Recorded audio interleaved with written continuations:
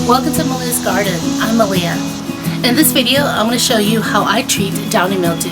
I'll show you the effective and organic solution that I use, some tips, and a demonstration. With downy mildew, you can see the plants are starting to kind of yellow around here and getting spotted. I need to take care of this quickly. What you want to get is a liquid copper fungicide. This little bottle here makes about 24 gallons, so you only need like a very little small amount. Follow the directions on the back. And what I'm going to do is I'm going to put a small of this amount into my gallon spray bottle, and I'm going to spray the plant. If you enjoy this video or find it helpful, please subscribe and click the notification bell. Now back to the video. The first thing you want to do is to shake up your liquid copper fungicide.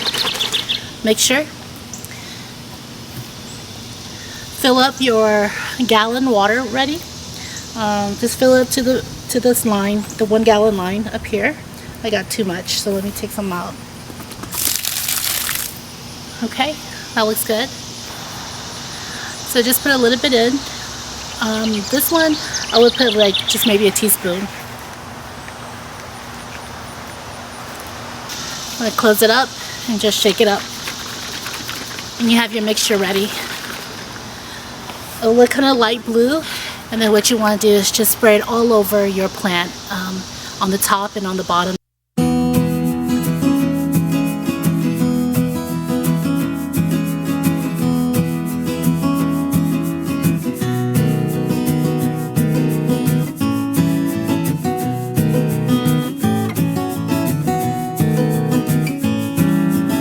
When you actually treat the downy mildew, what you'll do is you'll go and cut off all the affected leaves, and then make sure that there's airflow on the bottom of the plant. And after you've done that, then you can go ahead and, if you don't have irrigation, then just remember to water it in the base. And lastly, go ahead and spray it with the liquid copper fungicide. When you are pruning the affected plant and taking the leaves off, make sure that the leaves are not wet, because if the leaves are wet, then you're going to spread the downy mildew even more so than if you were to just leave it alone. Now that you've taken all the affected leaves off the plant, make sure you take it and put it in the burn pile or throw it in the trash. Just keep it away from your garden, and that way the mildew won't spread. When you are using this treatment, check the weather. It's important to do so. You want to make sure that the weather is not higher than 85 degrees. And you also want to make sure that it's not going to rain within the next few days, because then all your work would be lost if the rain washes down the treatment. Let's talk about some pros and cons of the copper fungicide treatment.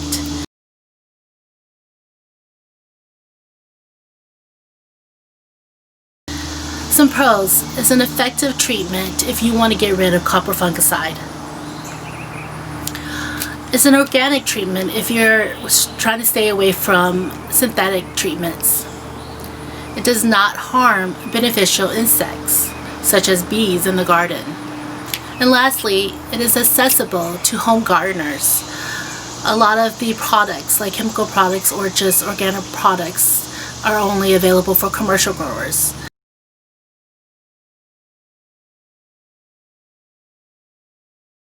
Cons to consider. The copper fungicide treatment does not discriminate against beneficial and harmful microbes and fungi.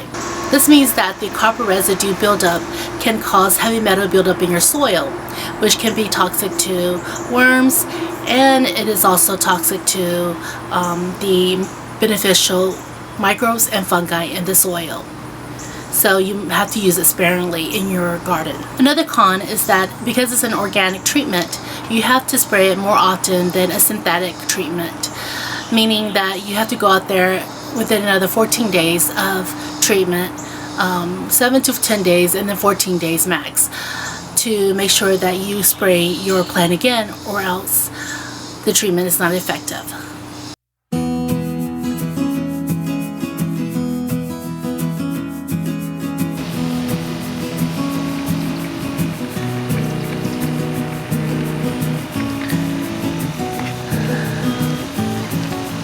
This melon plant here is getting hit with downy mildew, and what I'm going to do is I'm going to prepare copper fungicide spray and spray down to stop it from spreading or getting too bad.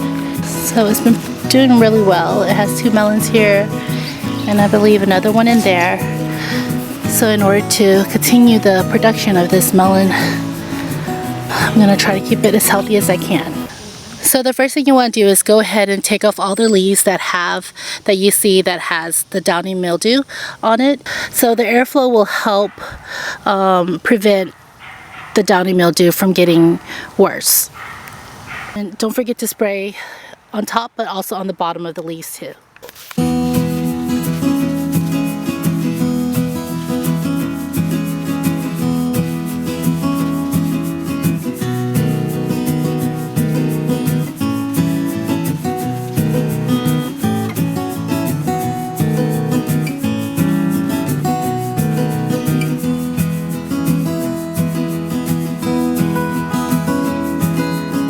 With the copper fungicide, you want to apply this once every 7 to 10 days until you don't see the downy mildew anymore. And then after that, just apply as needed.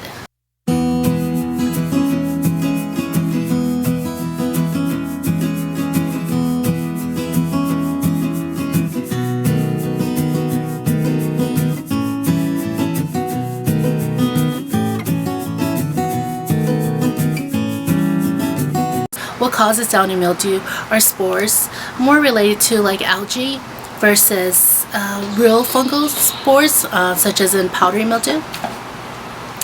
And they travel through the air and they get into your soil, and what happens is that it infects your plants and it stunts the plants from growing as vigorously as it naturally would.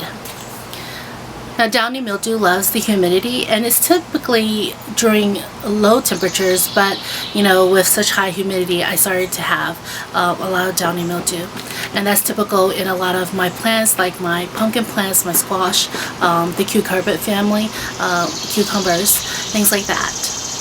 So a tip is to make sure that you water in the ground, and if you can, put an irrigation or a soaker hose down into your garden. If you don't have the irrigation or soaker hole, then remember to water at the base. If you do mulch, then use pine straws, because sometimes the spores can live in the leaves of the mulch. Prune the affected leaves, and between each plant, make sure to disinfect the pruner so that you don't spread the downy mildew. When you are putting treatments out in the garden, especially for downy mildew and other things like powdery mildew or blight, you need to know that there aren't any treatments that will cure, synthetic or organic, that will cure your plant disease. All it can do is either prevent or slow things down, and that's, you know, with everything mostly, especially with downy mildew in this case. With that being said, let's talk about some natural things that you can do in the garden to prevent it.